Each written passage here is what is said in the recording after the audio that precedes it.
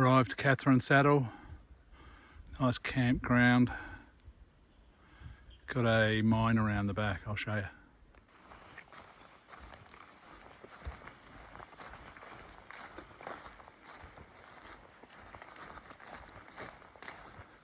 Hope no one lives here. This is the mine, it's really odd.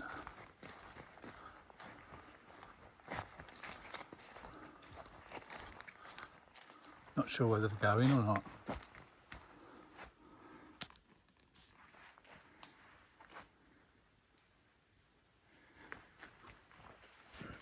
I went in, nothing really in there.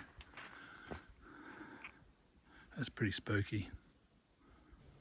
There's some deer over there and they're calling out. Sounds like a car horn. Never heard that before. Hopefully they'll do another one. There we go. I'm in my tent and these things are still going on. You'll hear it, it's really loud.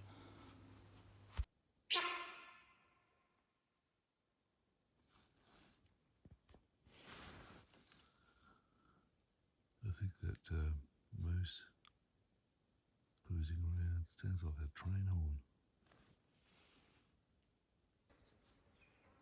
Just to keep you updated, weather front came in. It was massive. I knew it was coming, so I was aiming for a lodge. It took me 4 days to get there. Not a lodge, a hut.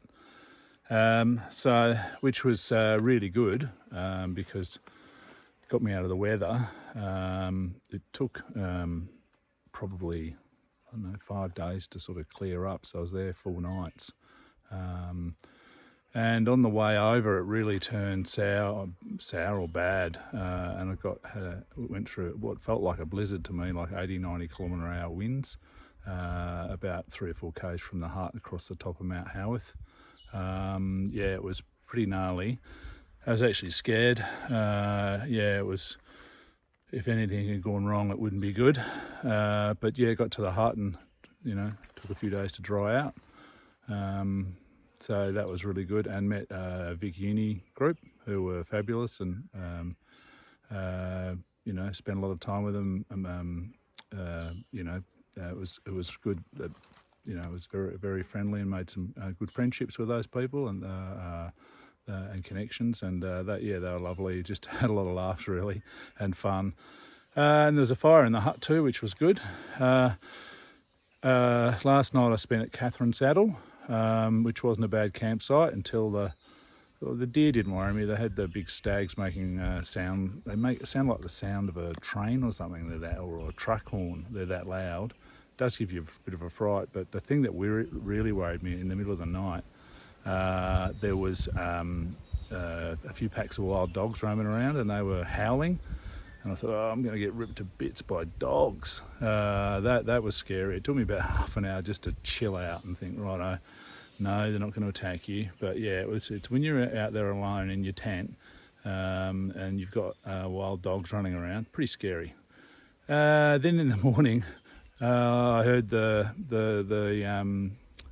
horses. They weren't really close, but I could hear them in the distance. So yeah, it's been animal night. So I'm off now to Barry Saddle. So yeah, that's where I'm heading to. So I've got 60 k's before I hit Hotham, and that's the end of my journey. So I'm really keen to get there, and also hitting.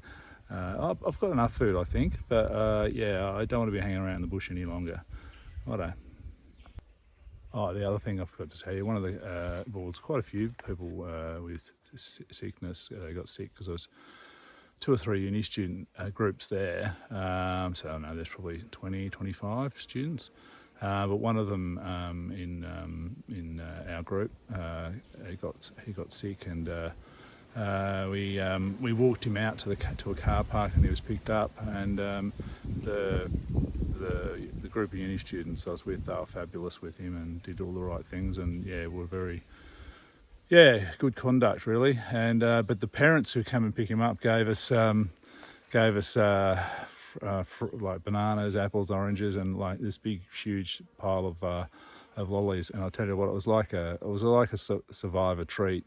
You know, it really felt like that. We were just so happy. We were on a sugar high for about 2 hours after that. When you haven't seen fresh fruit for a while, it is so good to have an orange or an apple or a banana and yeah, the lollies were fabulous too. We would have looked the sight.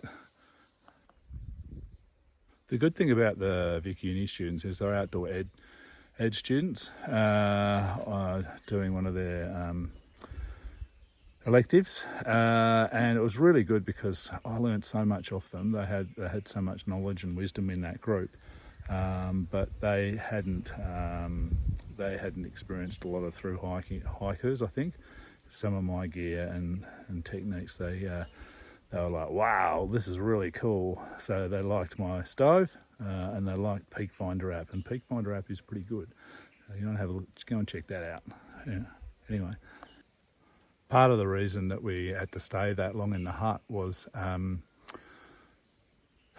we were going to go across the high elevated area called the crosscut saw, and every day was forecast for lightning, and you don't want to be going across things like that with lightning. That's the Viking. That's where I'm heading.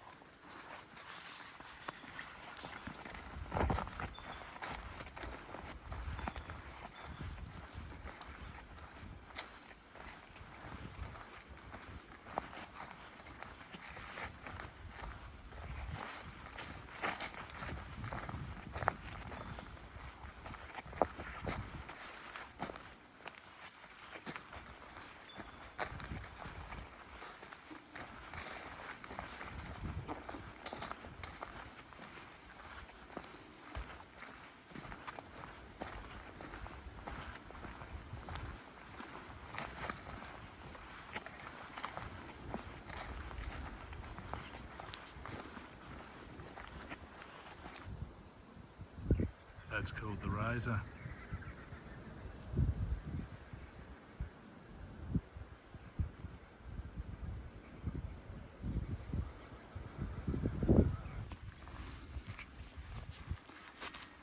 This is Viking Saddle.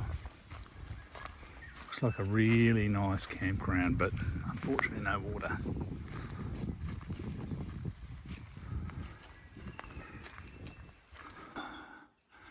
That's the Viking. There's a chimney there I've got to climb through somewhere. That's it, the Viking chimney. I've got to go up through there with ropes and stuff, so fingers crossed. Here we go, the Viking chimney. Got to go up there with those ropes. We'll see how we go. Just got myself and my pack up through the chimney. Just untying my pack now. It was hard, but it's quite doable. That's Mount Howarth. That's where I basically walked through a blizzard. You can see how it's sort of like a curved top on it. So it's about 3 or 4 k's down to the hut. Yesterday we did the crosscut saw. That's there. You walk along the peak line. Then we did Mount Buggery, that one there. Flip ahead a bit. That's Mount Buggery. And then we got to Mount speculation and parted ways with the university group I was with. And today I've come through this section here. This is the Barry Saddle water tank. Barry Saddle campground. Looks pretty good. I think I'll be staying here for the night. It's about 5 o'clock, so